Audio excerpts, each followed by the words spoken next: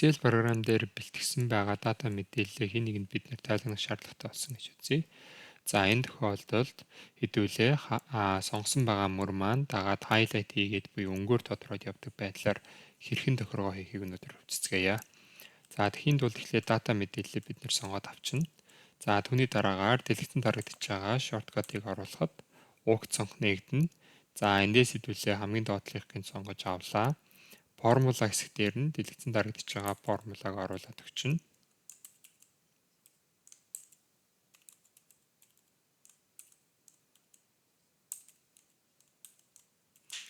За ингэж оруулж өгснөхийн дараагаар формат хэсгээс нь аль өнгөөр highlight хийж тодорч явах вэ гэдгийг сонгоод өглөө. OK дарлаа, мөн OK дарлаа.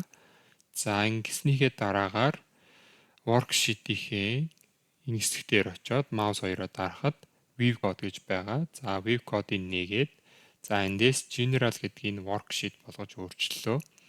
За түүний дараагаар дэлгэцэн тарагдж байгаа томьёог оруулаад өгчнө.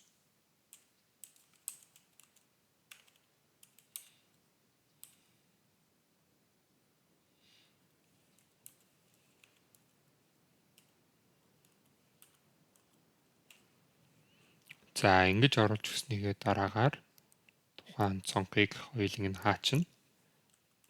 За одоо та бүхэн харж байгаах тухайн курсор гүйж байгаа хэсэг дээр дагаад мөрөөрөө ингээд дамжаад highlight хийгээд явж байгааг харж байгаа хаа.